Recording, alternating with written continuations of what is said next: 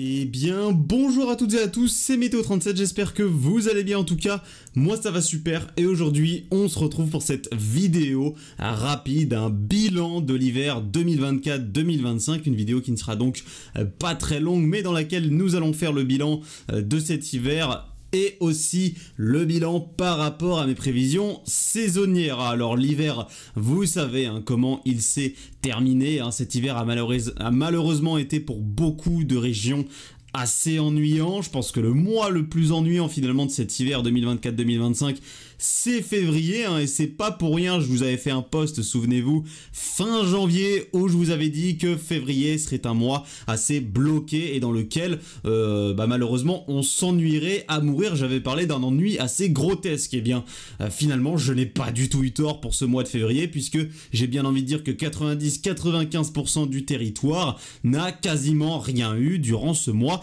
de février, à part du froid, parfois de basse couche durant le début du mois, un temps plutôt sec, de la flotte de temps en temps, du vent, voilà, puis c'est tout finalement de tous les phénomènes classiques qu'on peut connaître en février, un mois d'hiver quoi. Donc on n'a vraiment pas eu de phénomène intéressant à se mettre sous la dent durant ce mois de février pour énormément de monde, ce qui fait que février a été l'un des plus ennuyants, parce que si on regarde décembre et janvier, bon, même si ils n'ont pas été fameux non plus, et là je pense surtout à la moitié sud, la moitié sud a vraiment vécu un hiver horrible, il a été très doux du début jusqu'à la fin du côté de la moitié sud, à part quelques jours en janvier. Il a été plutôt sec finalement dans les régions de la moitié sud. En somme, vraiment, cet hiver a pas été du tout incroyable pour les régions de la moitié sud. Mais dans la moitié nord, entre décembre et janvier, de temps en temps, on a eu des périodes un peu plus froides. On a eu des périodes aussi de temps en temps neigeuses sur certaines régions de la moitié nord, donc il y a eu des petites choses, alors c'est pas grand chose, mais il y a eu quelques petites choses à se mettre sous la dent quand même, entre décembre et janvier, mais en février, il y a vraiment quasiment rien eu à se mettre sous la dent, et février finit donc comme le mois le plus doux de cet hiver, avec une anomalie de plus 1,2 au niveau des températures, et une anomalie de précipitation de moins 27%. Donc si on regarde un petit peu l'hiver en général, et qu'on fait un bilan final de cet hiver, et là je dézoome, eh bien nous avons un hiver qui finit à plus 0,7, donc un hiver qui fut bien doux finalement. Alors, ce ressenti peut être un petit peu différent, notamment par rapport au mois de décembre et janvier, notamment dans la moitié nord, puisque globalement dans la moitié nord, il a fait plutôt frais avec des températures autour des normes de saison. Pour 2 mois hivernaux que sont décembre et janvier, c'est un ressenti plutôt frais à froid finalement. Donc globalement dans la moitié nord, c'était assez frais entre décembre et janvier, mais dans la moitié sud par contre, c'était très doux entre décembre et janvier, avec des anomalies thermiques qui étaient bien au-dessus des normes de saison. Et ensuite en février, ces anomalies thermiques bien plus douces que la norme se sont généralisées à l'entièreté du pays, avec des températures printanières, on l'a vu là ces dernières semaines, et donc cette anomalie qui ressort de plus 1,2 pour ce mois de février. Donc une finalité, un hiver qui au final termine à plus 0,7, et une anomalie de précipitation finale qui est de moins 2%. Alors sur le petit tableau que je vous ai fait juste ici, vous voyez qu'il y a des valeurs qui sont en vert et d'autres valeurs qui sont en rouge.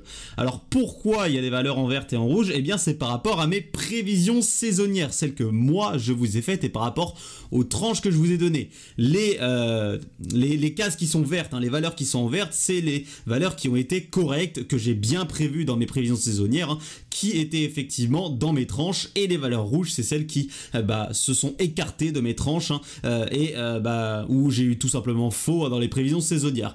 Alors on prendra en compte juillet 2024 qui avait terminé à plus 0,6, et ma tranche commençait à plus 0,7. Voilà, je n'ai pas eu juillet 2024 à 0,1 degré près, ça m'avait foutu un peu le seum. Alors je suis assez indulgent avec moi-même, mais je ne le compte pas bon. Il est pas dans ma tranche, il est 0,1 degré en dessous de ma tranche, donc je ne le compte pas bon. Juillet 2024, il est donc en case rouge comme vous pouvez le voir.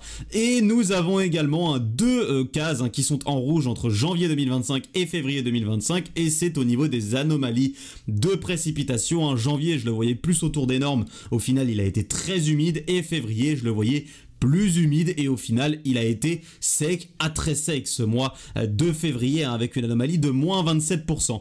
Mais si on regarde d'un point de vue extérieur le bilan final, hein, de mes prévisions saisonnières et de la réalité de ce que fut cet hiver, eh bien au niveau du bilan final de l'hiver, j'ai très bien prévu cet hiver 2024-2025.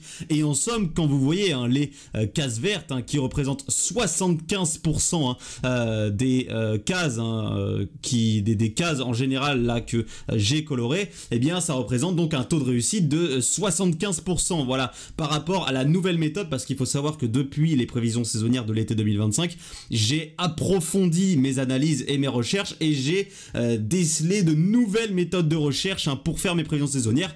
Et on peut voir que depuis que j'ai fait ces nouvelles méthodes de prévisions saisonnières, eh bien j'ai un taux de réussite qui est quand même très haut, hein, par rapport, vous le savez, aux modèles saisonniers qui ont beaucoup de mal dernièrement. Je trouve que mes prévisions saisonnières s'en sortent carrément bien, hein, avec donc ce taux de réussite de 75%, hein, au niveau donc des anomalies mensuelles précises, hein, que ce soit de précipitation ou de température. Mais par contre, si on regarde les bilans finaux, hein, de l'été 2024 et de l'hiver 2024-2025, eh bien les deux furent une réussite, hein, au niveau là aussi de mes prévisions saisonnières. Donc regardez, hein, le bilan final dans mes prévisions, c'était une température, hein, comprise entre moins 0,1 et plus 0,8, hein, avec donc une moyenne située entre plus 0,3 et plus 0,4. Bon, au final, voilà, la réalité, c'est un bilan thermique, hein, qui termine à plus 0,7, ce qui fait donc partie de ma tranche. Donc au niveau du bilan final de l'hiver 2024-2025, j'ai eu bon. Et au niveau de l'anomalie de précipitation, je la voyais autour des normes, entre moins 10 et plus 10%. Et on peut voir que l'anomalie finale de précipitation de l'hiver 2024-2025, c'est moins 2%. Donc une anomalie de précipitation autour des normes de saison. Donc au niveau des bilans, enfin du bilan final de l'hiver 2024-2025, eh bien mes prévisions saisonnières sont plus que correctes. En fait, la seule erreur que j'ai fait, c'est de mal étendre les précipitations entre janvier et février, hein. C'est-à-dire que janvier fut très humide et février fut bien sec, alors que je voyais plus janvier dans les normes et février plus humide, avec donc le mois de décembre avant qui avait été sec, mais ça je l'avais prévu sec. Donc malheureusement voilà, j'ai mal réparti ces précipitations entre janvier et février.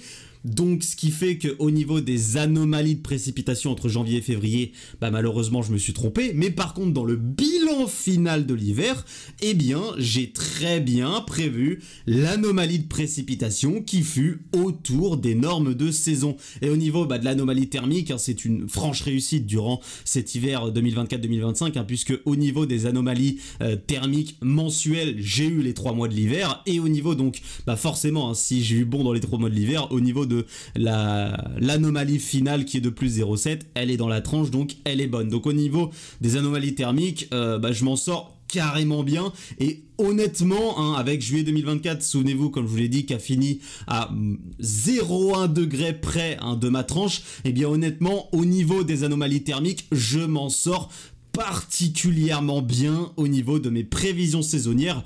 Et en somme, je m'en sors plutôt bien au niveau des précipitations, au niveau des anomalies de précipitation, mais malheureusement on a juste la janvier et février, hein, qui se sont écartés, hein, des tranches que je vous avais données au niveau des précipitations, mais ce qui ne change pas le bilan final qui lui fut correct, hein, au niveau de mes prévisions saisonnières. Donc depuis que je fais cette nouvelle méthode d'analyse et de recherche de prévisions saisonnières, je suis là, je parle au niveau des anomalies de précipitation et des anomalies thermiques mensuelles à 75% de réussite, hein.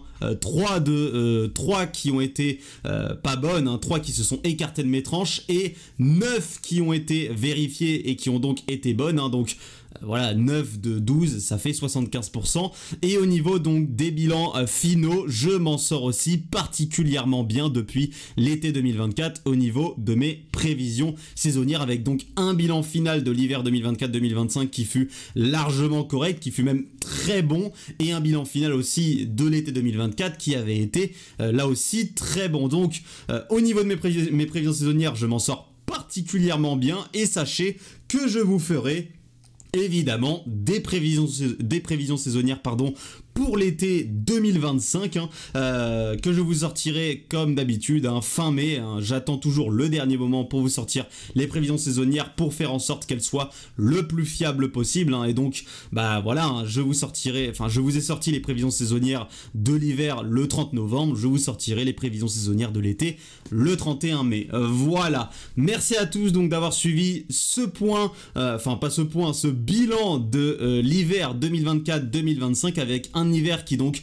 fut doux au niveau national et dans les normes au niveau des précipitations, exactement comme je vous l'avais prévu. Seule erreur, l'étendue, les précipitations que j'ai mal étalées entre les mois de janvier et de février. Voilà. Donc, on se retrouve très bientôt pour une nouvelle vidéo. On a entamé depuis quelques jours une période particulièrement calme, qui restera calme jusqu'en fin de semaine prochaine. Donc, peu de vidéos à venir jusque justement vers le milieu et fin de semaine prochaine, là où l'agitation pourrait revenir, mais il va falloir affiner toute cette situation. Merci à tous donc d'avoir suivi ce bilan. C'était Météo 37.